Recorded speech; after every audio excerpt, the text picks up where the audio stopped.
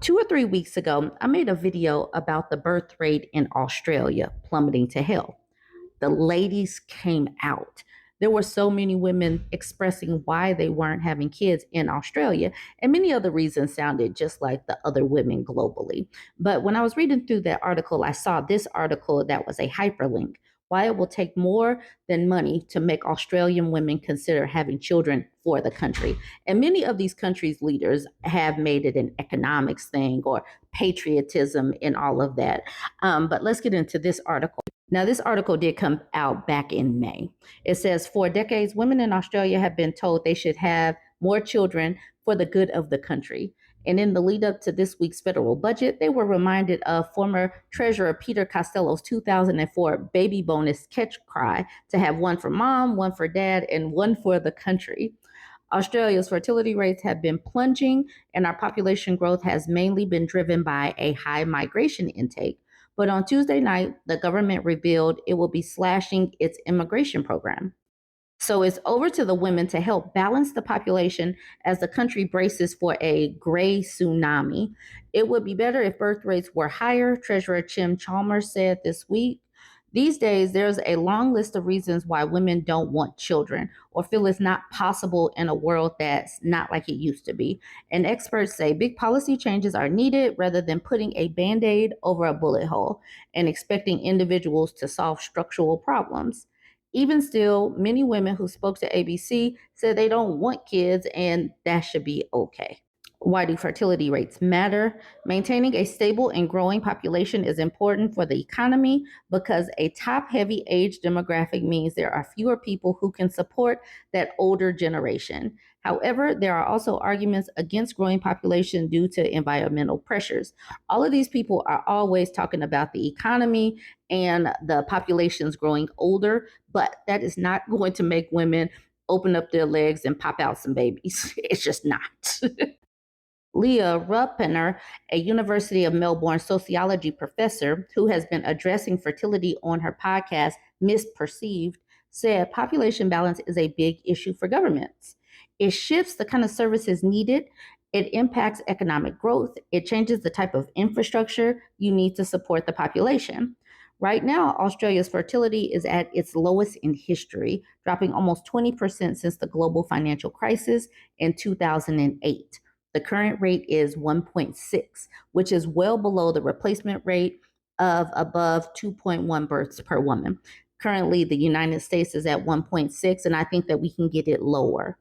Basically, for a population to grow, countries need families to have more than two children to replace their parents and account for infant mortality. That's the reason why the number is 2.1. Here are the official fertility rates for each states and territories for 2012 to 2022. I don't know these states and territories, but I do know that it looks like the trend line is down for each of these states or territories. Australia has traditionally been addressing low birth rates by letting in more migrants, but with the government's cap on permanent migration, net overseas migration is forecast to halve to 260,000 in 2024 to 2025, according to budget papers. Why are women not having children? Women are more educated. Claire would have liked to have more children, but she says there's been too many barriers. It's just hard. It's not like it used to be, she said. You can't just go out and get a partner, then go down that path of having kids and buying a house. The 43-year-old chose to study later in life and hasn't been in a position to make family plans. When you're so busy in life, when you've got to study and you're trying to keep afloat with the cost of living, you can't even think about trying to get a partner, she said. And without having financial means or support to raise a child alone in Melbourne, she started to realize having her own kids probably won't be in the cards. I definitely feel a bit sad about that, she said. If you really did want to have kids, it's not something you could just go out and do. And so that's Claire. But that's just one lady. I do want to bring in many of the comments from my actual post. I said the ladies from Australia came onto the post very strong. Hannah says, I'm an Aussie who's 29 and I don't want kids. Why would I? I can barely afford rent. Why would I burden a child with poverty? Twinkling says 100% same. I can barely afford to take care of myself. The cost of living is nuts. A poor decision, really says. Also, no mention that we have no grandparents to support with child rearing because they all have to keep working too and can't afford to retire. Everything is just so financially out of reach, and I'm well off. Now, this is so true here right now because here in the United States, I hear women say the exact same thing.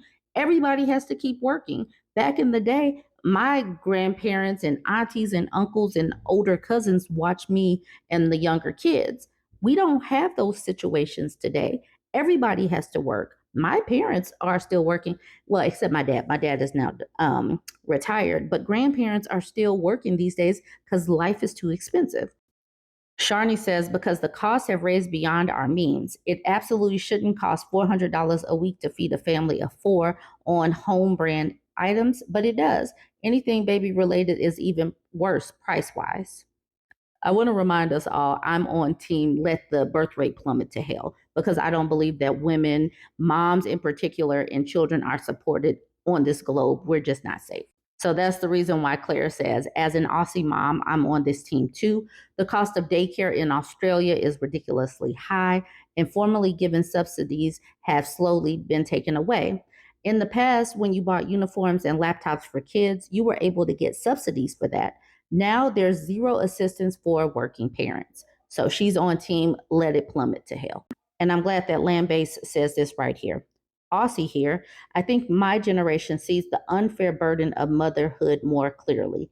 Absolutely. Please tell them. Tell them in the back because moms do the majority of the child rearing and women are tired of that.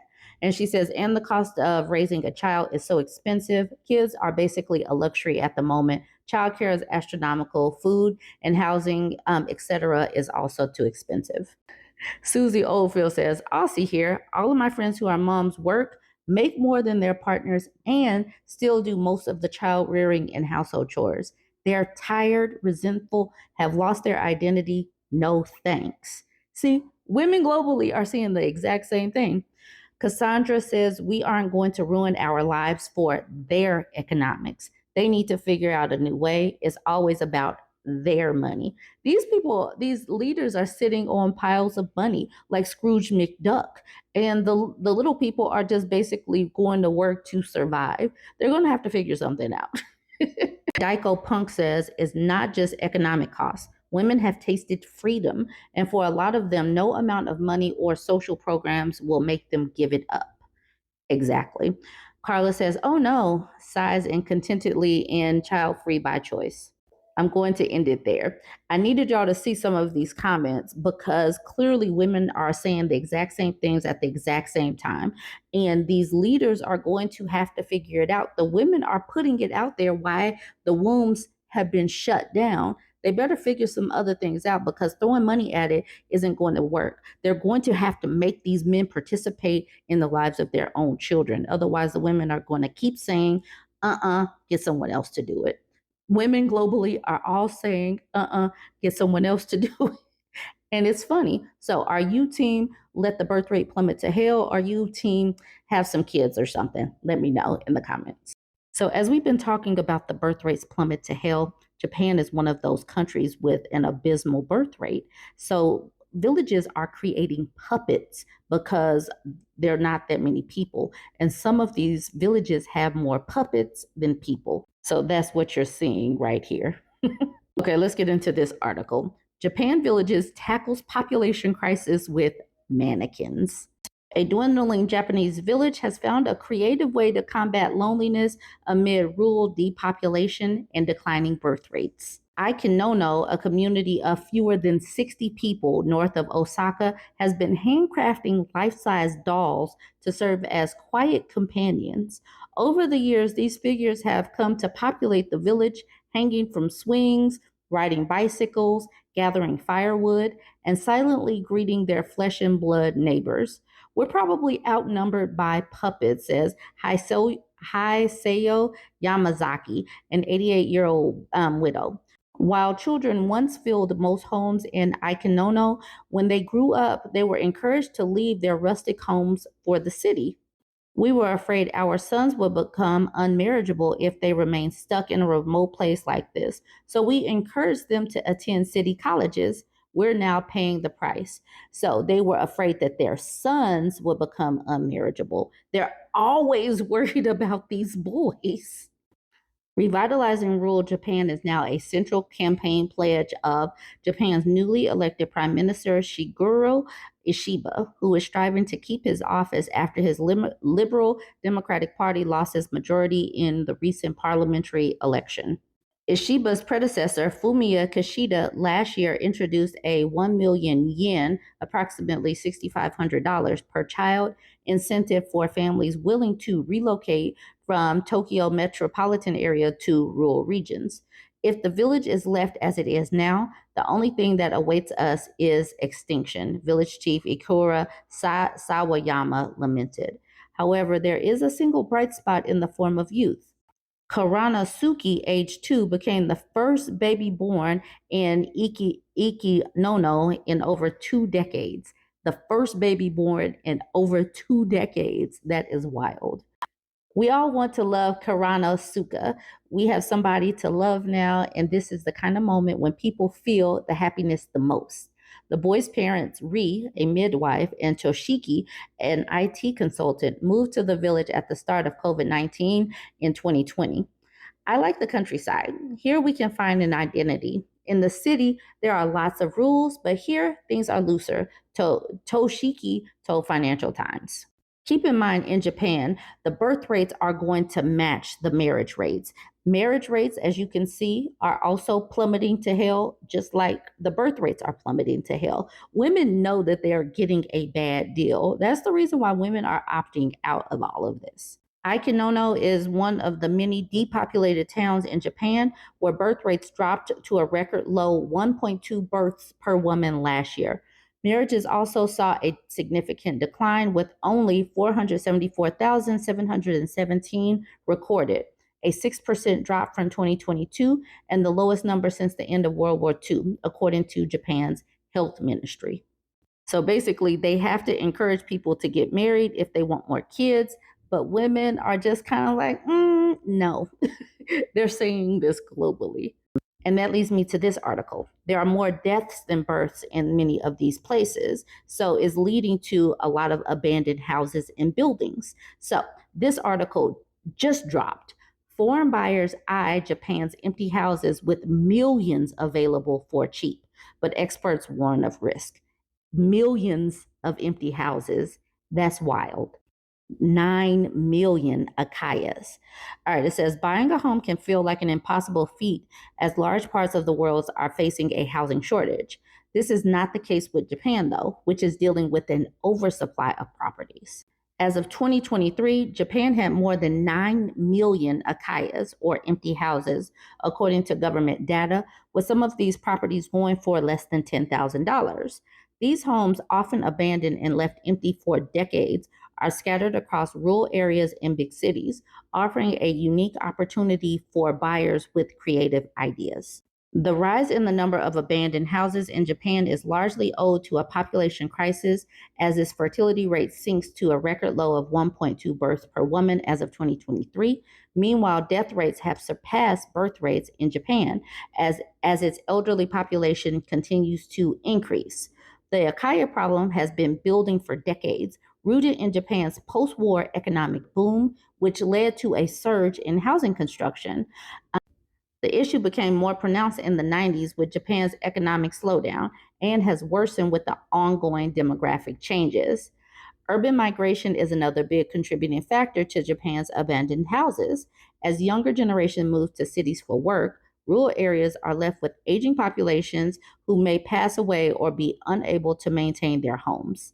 So this we've seen kindergartens in China get closed down. We're seeing houses go abandoned. We're seeing rural cities that need to put up puppets for companionship. There are real issues with the birth rate decline. So instead of these leaders actually tackling the root of the problem, the cultural issues, they're going to allow their countries, these cities, to become ghost towns because they won't tackle the root of the issue, which is a toxic patriarchy that really dislikes and so on women. All right. Join the conversation. Let me know what you think. Don't forget to like, comment, and share.